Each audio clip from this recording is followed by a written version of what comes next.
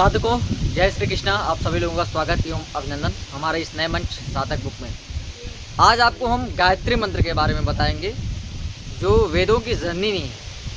भगवान श्री कृष्ण गीता में कहते हैं कि गायत्री मंत्र से बढ़कर इस संसार में कुछ नहीं है। मंत्रों में मैं गायत्री हूँ और जो द्विज यानी जो ब्राह्मण गायत्री मंत्र की उपासना करता है, गायत्री मंत्र की साधना करता है, उसके लिए इस लोक और परलोक में कुछ भी वंचित नहीं रह जाता, सब कुछ वो प्राप्त कर लेता है। शास्त्र में बताया गया है कि अगर कोई द्विज ब्राह्मण आयु चाहता है कि मेरी लंबी उम्र हो, मैं दीर्घ काल तक जीवित रहूं इस वसुंधरा पर, तो एकांत में रह करके पवित्र भोजन करके शुचिता के साथ, पवित्रता के साथ 1 मास तक 1000 गायत्री मंत्र का जप करने वाला साधक आयु को प्राप्त होता है, उसकी लंबी आयु हो जाता है। अगर उसी साधक को आयु और विद्या दोनों चाहिए तो शास्त्र में कहा गया है कि वह 2000 मंत्र जपे, पवित्र स्थान का चयन कर ले जहाँ कोई उसे डिस्टर्ब ना करे, केवल वो अपने इष्ट के मंत्र का जप करे और वो रहे, तीसरा कोई ना रहे। आयु चाहता है तो 1001 माह तक, आयु और विद्या दोनों चाहता है वो साधक तो 2000 मंत्र का 2 माह तक जप करे। आयु और विद्या और धन चाहता है तो 3000 मंत्र 3 माह तक उस साधक को जपना चाहिए। अगर ऐसा वो साधक करता है तो उसे आयु, विद्या और धन तीनों प्राप्त होंगे।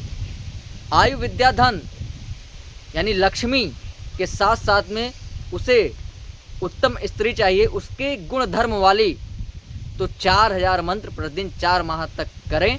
ऐसा करने से साधक को चारों पदार्थ प्राप्त हो जाते हैं, चारों वस्तुएं, चारों चीज़ें मिल जाती हैं। अगर और मनोकामनाएं हैं तो 1000 मंत्र बढ़ाता जाए और माह भी बढ़ाता जाए।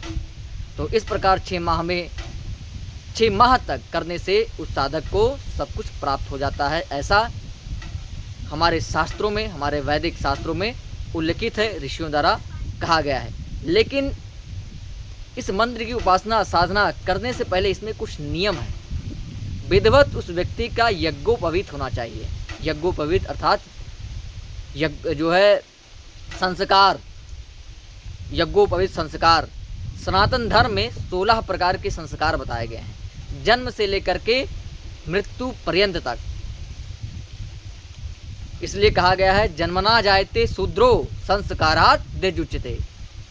संस्कार के माध्यम से उस व्यक्ति को ध्वज बनाया जाता है, दूसरा जन्म होता है। तो शास्त्र के अनुकूल उस व्यक्ति का यज्ञोपवीत हुआ हो और गायत्री मंत्र किसी गुरु से उसने दीक्षा प्राप्त की हो। बिना दीक्षा के अगर वो मंत्र जपेगा तो वो फल उसको नहीं मिलेगा, क्योंकि मंत्र के देवता होते हैं, मंत्र के ऋषि होते हैं, और जो ऋषि परंपरा से जिस भी साधक को मंत्र प्राप्त होता है वो मंत्र 1000 गुना अधिक फल देता है। इसलिए आप भी चाहते हैं कि आपको कोई मंत्र सिद्ध हो, आप भी मंत्र की उपासना करें, मंत्र की साधना करें और उससे विशेष लाभ प्राप्त करें, तो किसी गुरुजनों के आश्रित हो जाइए, गुरु के चरणों में बैठिए, क्योंकि गुरु ही आपको भक्ति बताएगा, गुरु ही आपको विधि विधान बताएगा, और गुरु परंपरा से युक्त होकर के साधना करने से आपको उत्तम फल की प्राप्ति होगी।